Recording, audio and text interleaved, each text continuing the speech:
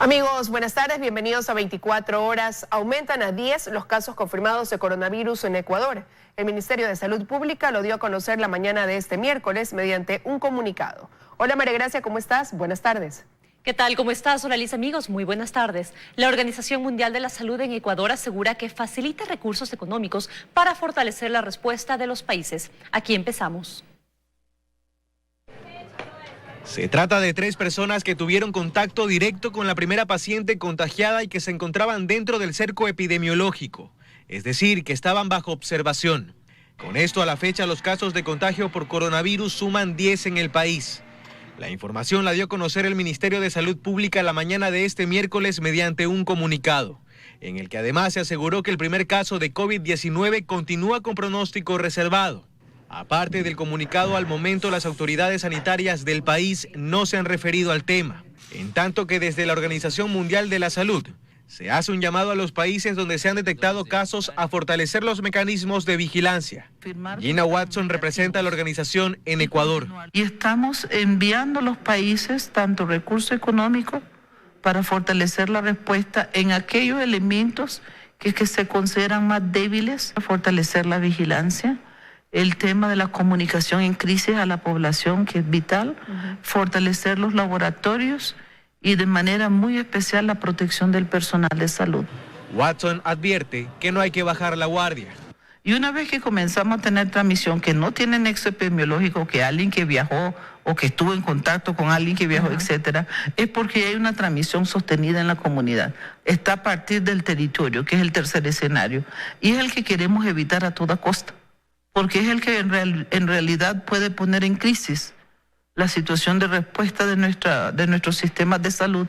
En Guayaquil, sus autoridades hacen su parte.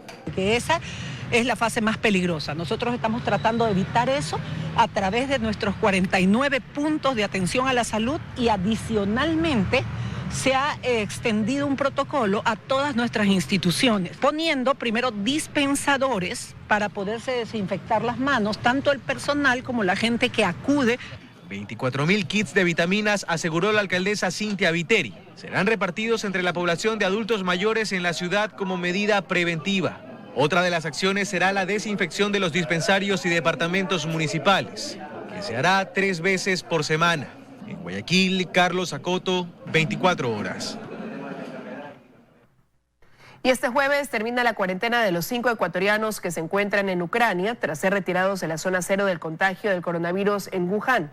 Al momento se desconoce cuáles son los protocolos que se seguirán para completar su traslado a nuestro país.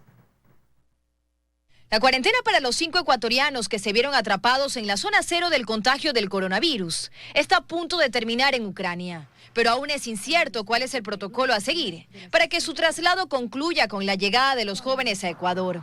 La buena noticia es que ni ellos ni los otros 22 extranjeros rescatados en un vuelo solidario desde Wuhan, China, han presentado síntomas de contagio. Incluso un familiar de los jóvenes aseguró que este domingo recibieron los resultados médicos y ninguno de ellos tiene el virus. Hay un equipo que está trabajando para su traslado al país en el momento en el que esto sea oportuno, según las autoridades de Ucrania. Y de lo que conozco también la recomendación es que cuando ellos lleguen al país estén en observación también en el Ecuador antes de recuperar actividades con normalidad. Entonces se están cumpliendo los protocolos. En este caso ellos han hecho ya una primera cuarentena, un primer periodo de estar en vigilancia y en aislamiento en Ucrania, y una nueva movilización va a seguir los protocolos que sean necesarios para que también estén en observación en el país. La Cancillería había informado hace semanas atrás que ellos se encargarán del traslado aéreo de los estudiantes, pero aún no han proporcionado información sobre la ruta y protocolo a seguir. Aseguraron ayer los familiares de los jóvenes, quienes no pueden dar mucha información, pues existe un acuerdo de confidencialidad. La Cancillería, en un comunicado emitido la mañana de este miércoles, aseguró que brindará atención oportuna y necesaria a los compatriotas que se encuentren en países donde hay contagios, pero no dio detalles sobre el traslado de los jóvenes desde Ucrania. En ese mismo comunicado aseguraron que se han activado los protocolos de contingencia para atender a los ecuatorianos en países donde existe casos de coronavirus, además de una red permanente de comunicación, y se ha creado un mapa de ubicación de los compatriotas. Dayana Monroy, 24 horas. El teletrabajo es una opción para evitar nuevos casos de coronavirus en personas con las defensas bajas. Varias empresas toman medidas para proteger a sus trabajadores y a la producción. La mañana de este miércoles, el Ministerio de Salud confirmó nuevos casos de coronavirus en el país. Tras la actualización, son ya 10 las personas infectadas con el virus. Y aunque las recomendaciones para evitar nuevos contagios no han cesado, en las empresas aumentan los controles. Desde la Cámara de Comercio de Guayaquil confirman que cada socio ha tomado medidas de prevención según su actividad y recuerdan que si el trabajador presenta síntomas gripales, este debe recibir atención médica de inmediato. La mayoría de las empresas lo que está haciendo en este momento es que si por ejemplo tiene síntomas de gripe que no necesariamente significa coronavirus, le da 3 días de permiso para que se vaya a recuperar de esos síntomas, aparte se hagan los análisis permanentes, de tal manera que tanto el colaborador como el resto del equipo de cada una de las empresas pues se sienta tranquilo. Por su parte, el ministro de Trabajo, Andrés Madero, se refirió días atrás a la pertinencia de hacer el trabajo desde casa. Y hoy con este caso, por ejemplo, del coronavirus, en el caso de que se dé alguna gestión, las empresas o los empleadores pueden tener conjuntamente con sus trabajadores convenios para poder tener esta modalidad habitual y usarla para que mejore las condiciones de sus trabajadores. Desde el 2007, esta modalidad de trabajo no presencial pasó de 4.800 teletrabajadores a más de 15.000 en la actualidad en todo el país. Díaz Granados agregó que por la coyuntura es la oportunidad también de analizar otras modalidades de trabajo. Para poder retomar la flexibilidad laboral. Los Centros para el Control y la Prevención de Enfermedades de Estados Unidos han recomendado a los empleadores adelantar el trabajo desde casa, especialmente si tienen fiebre o signos de problemas respiratorios. El teletrabajo es otra de las opciones que promueven empresas españolas. Joana Ramos, 24 horas. La epidemia de coronavirus descuadra el presupuesto general del Estado. El Ecuador está recibiendo aproximadamente $10 menos por cada barril de petróleo presupuestado. Los analistas petroleros recomiendan tomar medidas. La crisis sanitaria mundial provocada por la epidemia del COVID-19 afecta también a las exportaciones en general y a las petroleras en particular para el caso del Ecuador.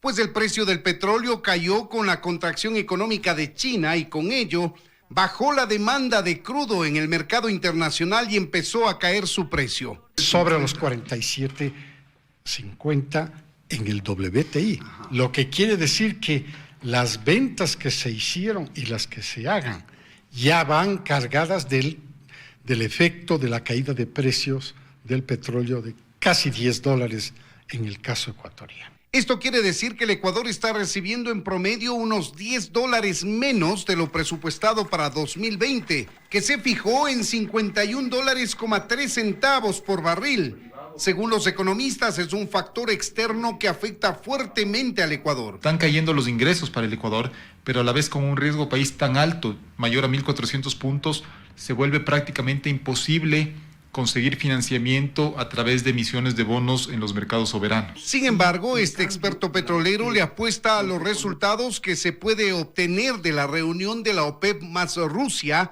que está prevista para este jueves y viernes, y que tendría como resultado un acuerdo para bajar la producción mundial de petróleo y generar así un repunte de su precio.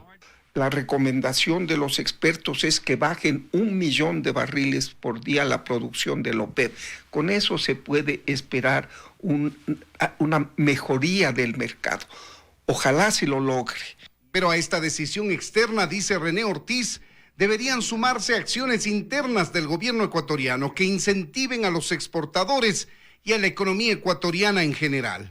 Baje el ISD o elimínelo temporalmente, y el otro es baje la tasa del IVA del 12 al 10, estimula la economía y de esa manera salimos de la brecha. En Quito, Freddy Paredes, 24 horas. Hay un segundo caso de coronavirus en Chile. Se trata de la esposa del primer paciente que también está contagiada. Esto mientras Italia cierra escuelas y universidades hasta el 15 de marzo por la epidemia. Simultáneamente, el coronavirus irrumpió en América del Sur, alterando la tranquilidad de millones de personas. Argentina y Chile detectaron las primeras infecciones por COVID-19. En ambos países se trata de casos importados. El primer caso de confirmado en nuestro país. El paciente que le va a contar el ministro, que no es un paciente importado, es un paciente que viene de Italia. Previamente en Chile, el presidente confirmaba el primer caso. En Talca se ha informado del primer caso comprobado de coronavirus en nuestro país y que afecta a un médico chileno de 33 años, quien viajó a Singapur. Y fue precisamente la esposa del primer paciente la que se convirtió en el segundo caso confirmado por coronavirus. La paciente se mantiene internada en el Hospital Regional de Talca tras haber presentado los síntomas de la enfermedad. Mientras tanto, en Italia, el gobierno aprobó el cierre desde mañana y hasta mitad de marzo de todos los colegios y universidades como medida de precaución ante la difusión del coronavirus. Los colegios y universidades ya estaban cerrados desde hace 13 días en las regiones de Emilia-Romagna, Lombardía y Véneto, las más afectadas por la epidemia de coronavirus, que ya ha causado más de 3.000 contagios y 107 fallecidos.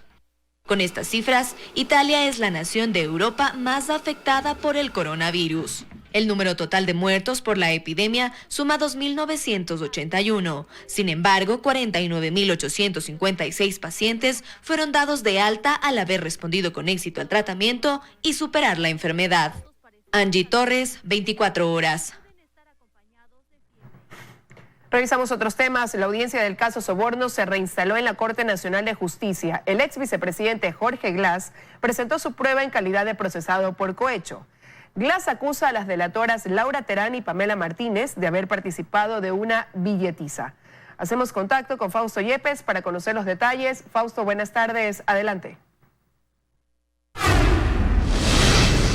Gracias, hola, ¿qué tal amigos? Buenas tardes. En esta primera parte de la defensa del ex vicepresidente de la República, Jorge Glass, ha rendido su testimonio propio durante un poco más de 2 horas y media, donde se ha referido a varios temas. La primera hora en la que intervino el ex vicepresidente Jorge Glass desde la cárcel de la Tacunga, vía telemática ante los jueces de la Corte Nacional de Justicia, se refirió principalmente al caso Odebrecht, una primera hora en la que ocupó su tiempo en un tema del cual ya es juzgado y por el cual precisamente está en prisión en la cárcel de la Tacunga cumpliendo una sentencia. No obstante, el resto de su intervención como parte de su testimonio propio se refirió a lo que ocurre dentro del caso Sobornos 2012-2016. Glass ha dicho, por ejemplo, que en efecto él tenía el control político en los sectores estratégicos, pues era ministro de Estado. Además que los contratos han sido auditados en su totalidad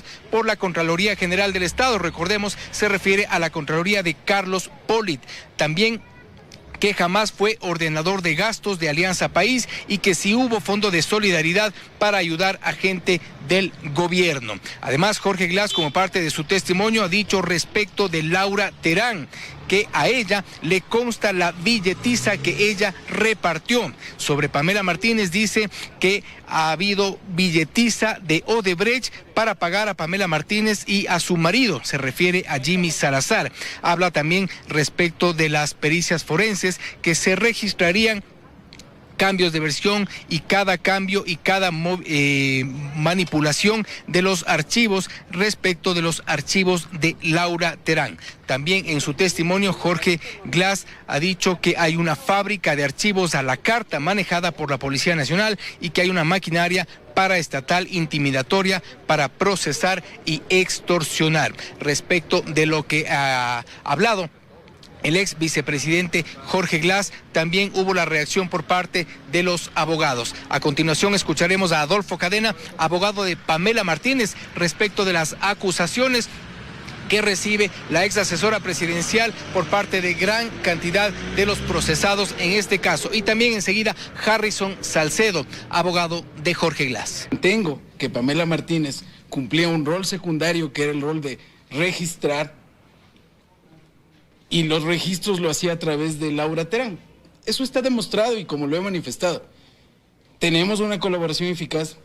Esa colaboración eficaz la estamos contrastando. La única prueba real de cohechos, de beneficios ilícitos y de cosas turbias ha sido Pamela Martínez y su esposo Jimmy Salazar.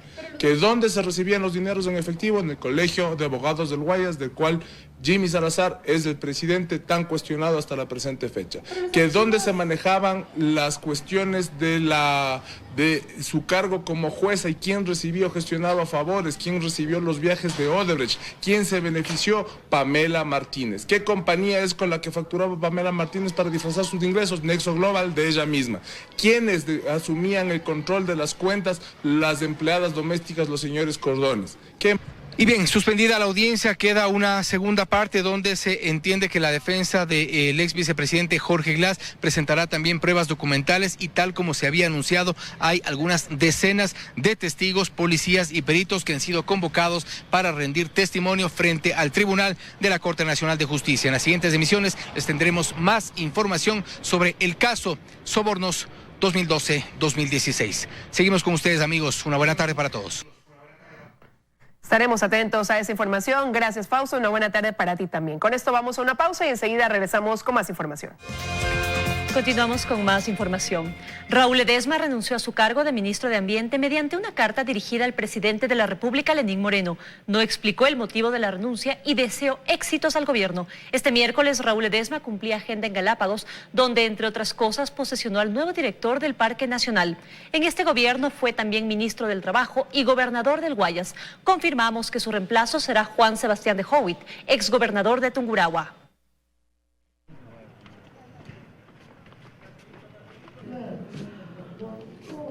Cuatro procesados en el caso Emperador aceptaron haber formado parte de una red de tráfico de influencias que ofrecía cargos públicos. Este miércoles en Guayaquil se desarrolló una audiencia de procedimiento abreviado en la que se los sentenció a 1 año de prisión.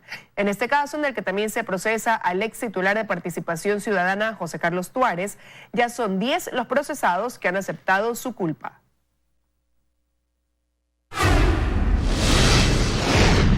El comandante general de la policía agradeció al gobierno ecuatoriano por tomar la iniciativa de crear la Universidad de la Policía, la cual estaría lista para el próximo año. La declaración la dio en el marco de la ceremonia de graduación de 329 aspirantes a policías técnicos. 329 aspirantes a policía se graduaron este jueves como técnicos en seguridad ciudadana. Ellos se integrarán al nutrido grupo a nivel nacional que resguarde el orden público.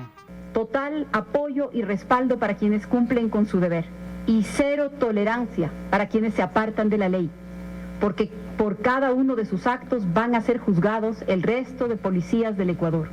En este marco, el comandante general Patricio Carrillo agradeció al gobierno por destinar un presupuesto a la institución en este año para nuevo equipamiento. Señora ministra, su compromiso y su sensibilidad permite también ir superando una deuda y atrasos en salud y en bienestar. Indicó que la institución tiene todo listo para la construcción de la Universidad de la Policía. La infraestructura física la tenemos, las mallas curriculares han sido desarrolladas y es por esto que graduamos anualmente a servidores policiales como técnicos en seguridad ciudadana y orden público. La ministra de Gobierno, por su parte, reiteró el apoyo a la policía y manifestó que se encuentran fortaleciendo la institución. Los recursos para la policía no son sino para el país. En el caso de la policía, una parte importante de este anuncio que ha hecho el presidente se destinará a algo tan básico como uniformes. Asimismo, Carrillo agradeció a la ministra de Gobierno por el apoyo que ha brindado a aquellos uniformados que han actuado en contra de los delincuentes y que hoy se encuentran procesados. En Quito, Paul Coello, 24 horas. El Ejército desarrolla un plan de transformación para fortalecer sus capacidades. Entre algunos de los cambios que se plantean está el eje educativo, de doctrina e incluso se habla de crear una nueva línea de personal. Belén Merizalde informa. El anuncio está hecho. El ejército busca transformarse. Así lo dio a conocer el general de brigada Luis Altamirano, comandante general del ejército, durante un seminario que se llevó a cabo en la Escuela Superior Eloy Alfaro, al norte de Quito. La transformación militar es un proceso sostenido de cambio que incorpora modificaciones profundas, procurando tornarla más eficiente y efectiva para afrontar los escenarios conocidos. Entre algunos de los cambios que se plantean está el eje educativo y de doctrina. Esa educación militar está, por ejemplo, en los tiempos de los cursos, en la incorporación de los sistemas de carácter virtual, Los tiempos de determinados cursos que son requisitos para ascenso están establecidos por ley, en donde obliga tiempos de permanencia presencial, estos tienen que ser revisados. Además, habló de la posible creación de una nueva línea de profesionales en el Ejército. Nosotros mantenemos de momento dos líneas, lo que son el personal de oficiales y el personal de tropa, que en el Ejército se conoce con el nombre de voluntarios. Establecer una tercera línea, soldados profesionales. Esta es una propuesta que lo haremos oportunamente, de tal forma de tener soldados mucho más expertos, que estén ligados directamente en el nivel técnico operativo. Este plan de transformación se desarrollará durante 12 años.